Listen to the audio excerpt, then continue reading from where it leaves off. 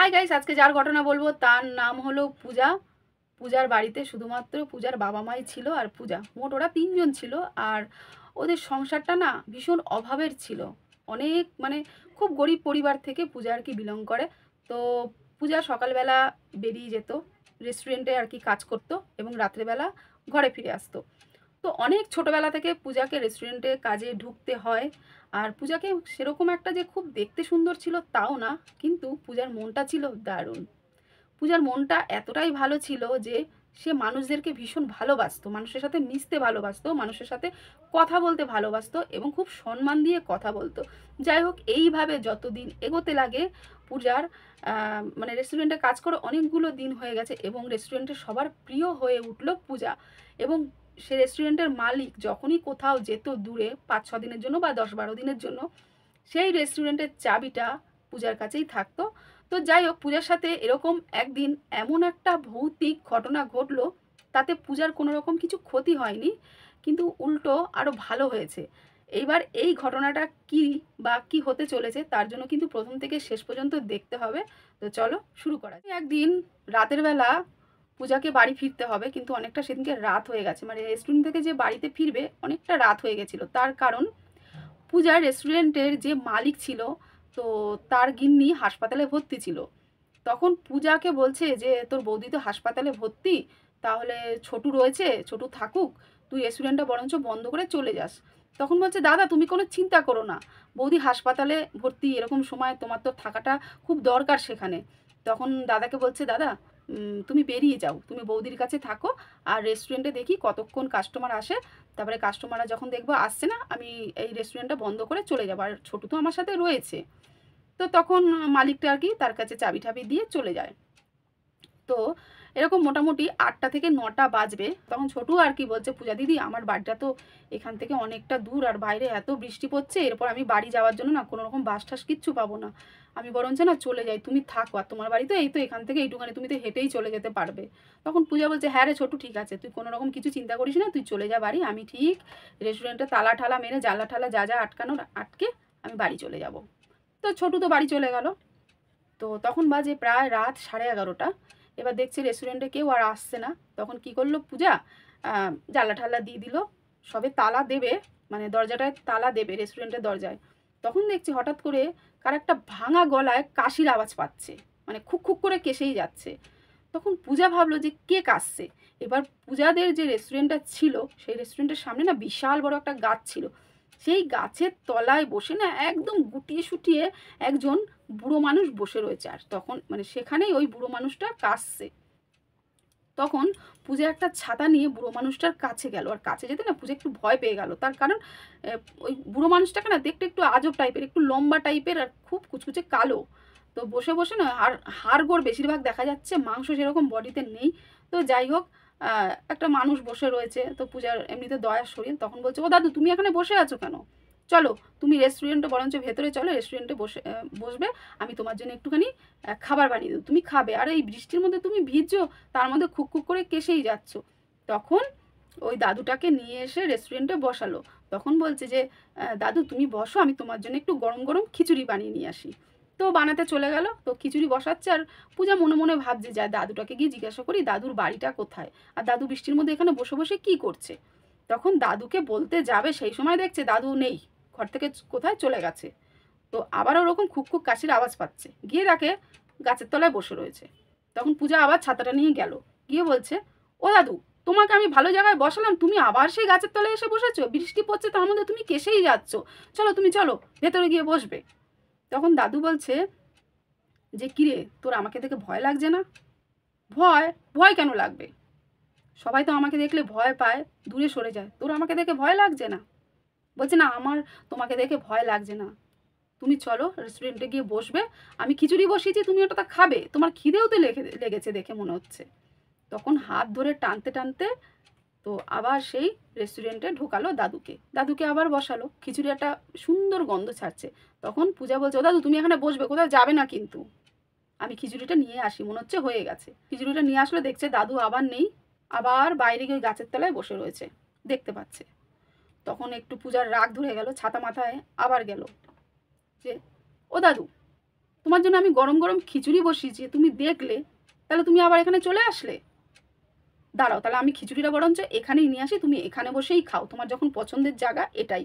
আর তোমরা আগেকার মানুষগুলো সবাই কি এক নাকি? আমার দাদু এরকম ঘ্যাতা টাইপের ছিল, কোনো কথা শুনতো না। তখন যাই হোক, এরকম পূজা বকবক করতে করতে ছাতা নিয়ে আবার ওই রেস্টুরেন্টের ভেতরে ঢুকে গেল, খিচুড়িটা নিয়ে এসে ওই বুড়োটার সামনে দিল। সে তখন বলছে, আমার জন্য তুই এক গ্লাস জল নিয়ে আয় যা। তো পূজা জল আনতে গেছে, জলটা নিয়ে আসলো, এসে দেখছে অত বড় খিচুড়ির থালাটা পুরো ফাঁকা হয়ে গেল, নিমেষের মধ্যে খিচুড়িটা শেষ। কিন্তু খিচুড়ির থালা পড়ে রয়েছে, সেই দাদুটা কোথায় গেল খুঁজছে পূজা। তো এবার উনি তো আর খক খক করে কাশির আওয়াজ করেই যাচ্ছে। তো আস্তে আস্তে এদিক ওদিক করতে করতে পূজা তখন এরকমভাবে ওপরের দিকে চাইলো, চেয়ে না পূজার মানে দেখে পূজার হয়ে গেছে, দাদু তুমি ওপরে ওরমভাবে বসে রয়েছো কেন? আর মানে অনেকটা লম্বা শরীর, পাটা অনেকটা লম্বা হয়ে রয়েছে, পাটা ঝুলাচ্ছে। তখন পূজার দেখে একটু তো ভয় লাগছেই, আবার এদিকে মনটা মানতেও চাইছে না, যদি এ ভূত হতো তাহলে আমার সাথে কেন কথা বলতো বা খিচুড়িটাই খেত। তখন যাই হোক, দাদুটা বলছে, কিরে আমাকে দেখে তোর ভয় লাগছে তো? ভয় পাচ্ছিস? তুই আজকে আমাকে খাইয়েছিস, আমার খুব জোরে খিদে লেগেছিল, এরকমভাবে আমাকে কেউ খেতে দেয় না, তুই আজকে আমাকে খেতে দিয়েছিস।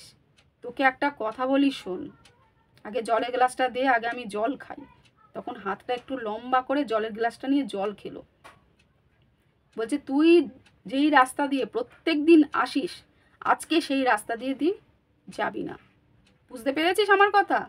পূজা তো তখন মানে হা হয়ে শুনছে ওই দাদুর কথা। ঠিক আছে, পূজা বলছে, ঠিক আছে, ওই রাস্তা দিয়ে আমি যাব না। মনে থাকে জানো, তুই যদি ওই রাস্তা দিয়ে যাস তোর কিন্তু ঘোর বিপদ আছে, ভুল করে ওই রাস্তা দিয়ে যাবি না। তখন না আকাশ পাতাল অনেক কিছু পূজা আর কি মাথার মধ্যে ভাবছে। তো কি হলো, পূজা আস্তে আস্তে করে না রেস্টুরেন্টের সামনে গিয়ে তালা দিয়ে তখনও বেরিয়ে পড়লো। আর পূজার কাছে না একটা কার ছিল, তার কারণ ওর মালিক কারটা দিয়ে রেখেছিল। কারণ অনেক সময় এরকম হয় যে পূজার বাড়ি ফিরতে ফিরতে রাত হয়ে যায়, তখন ওই পূজা কারটা চালিয়ে পূজা আর কি বাড়ি যেতে পারে। তো তখন পূজা না কার চালাতে চালাতে বাড়ির দিকে যাচ্ছে, এবং যেই রাস্তা দিয়ে ও আসে সেই রাস্তা দিয়েই কিন্তু যাচ্ছে। ওর মাথায় আর নেই যে আমাকে দাদু তো অমুক কথা বলছিল, কারণ পূজার মাথায় তখন অনেক কিছু ঘুরছে। উনি কি ভূত?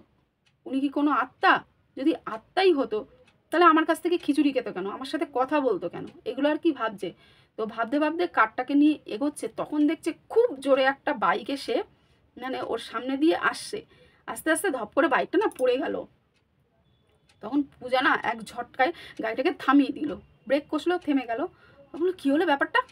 তখন ছাতা নিয়ে, আর সেই সময় না রাস্তাঘাট পুরো অন্ধকার, কোনো রকম লাইটের আলো ছিল, অনেকটা রাত হয়ে গেছে, লাইটের আলো ছিল না, কারণ কারেন্ট চলে গেছিলো সব জায়গার।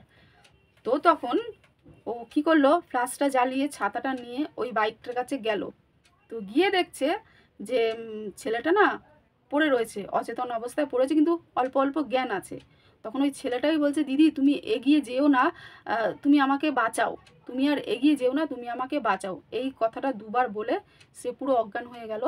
তখন পূজা কি করলো, ওই ছেলেটাকে আস্তে আস্তে ঘষতে ঘষতে তার কারের মধ্যে বসালো, আর বাইকটাকে একটু সাইড করে রেখে দিল পূজা। তখন কি করলো, ওর কারটাকে না ঘোরালো, ইউটার্ন করে ঘুরিয়ে সে সামনেই একটা সরকারি হাসপাতাল ছিল, হাসপাতালে নিয়ে গেল। এবং হাসপাতাল নিয়ে গিয়ে যাই হোক ডাক্তার তাকে দেখলো ঠেকলো। তখন সেই ছেলেটা আর কি ডাক্তারদের বলল, আমাকে যে এখানে নিয়ে এসছে যে দিদিটা, আমি তার সাথে একটু দেখা করতে চাই। কারণ ছেলেটার যে খুব বিশাল বড় একটা অ্যাক্সিডেন্ট হয়েছে তা না, সে বাইক নিয়ে স্লিপ খেয়ে পড়ে গেছে। আর তখন খুব যে ফ্র্যাকচার হয়েছে সেই সব কিছু না, মানে জ্ঞান আছে মোটামুটি, যেটুখানি কেটে ফেটে গেছিলো ডাক্তাররা ওষুধ ফষুধ দিয়ে মোটামুটি ড্রেসিং করে দিয়েছে। তো তখন ডাক্তার এসে পূজাকে বললো যে তোমার সাথে দেখা করতে চায়। তখন পূজা আর কি ওই ছেলেটার সাথে দেখা করে। তো পূজা প্রথমেই জিজ্ঞাসা করে যে তুমি এরকমভাবে খুব জোরে বাইক নিয়ে আসছিলে কেন? তখন সেই ছেলেটা আর কি বলে যে দিদি আমি সামনের দিকে যখন যাই তখন দেখতে পাচ্ছি যে 5খানা গরু আসছে, এবং গরুর পিঠের ওপরে 5খানা সাদা সাদা বোরখা টাইপের পরে রয়েছে মহিলাগুলোর মুখ ঠিকঠাক মতো দেখা যাচ্ছে না, তবে অনেক গয়নাগাটি পরে, চুলগুলো ছাড়া, মুখ ঠিক করে বোঝা যাচ্ছে না, আর গয়না প্রচুর পড়েছে, সাদা আর কি বোরখা পরে সেই গরুর পিঠে করে আসছে 5খানা, এরকম মানে 5টা গরু আর 5টা ওরকম মানে কি বলবো প্রেতাত্মাদের মতো দেখতে। ছোটোবেলায় এরকম আমি শুনেছি। তো ওই দেখে আমি বাইক নিয়ে আর কি আসতে গেছি, আমার মাথায় তো ওটা ঘুরছে, তখন বাইক নিয়ে আস্তে আস্তে আমি রাস্তায় স্লিপ খেয়ে পড়ে গেছি, আর তখনই তুমি ধরে নিয়ে এই হাসপাতালে এসছো হয়তো। ছেলেটা আবার বললো যে দিদি তুমি আমার বাড়িতে ফোন করো একটু। তো বাড়িতে ফোন করলো, ফোন করার পর বাড়ির লোকজন তো আসলো। তো যাই হোক, তখন এই যে ঘটনাটা ঘটলো, তো পূজা তখন ওই রাস্তাটা দিয়ে যায়নি বাড়ি, মানে যেই রাস্তা দিয়ে ও ডেলি যাতায়াত করে সেই রাস্তা দিয়ে ওই ছেলেটার কথা শুনে যায়নি, তখন সে অন্য রাস্তা দিয়ে বাড়ি ফিরে গেল।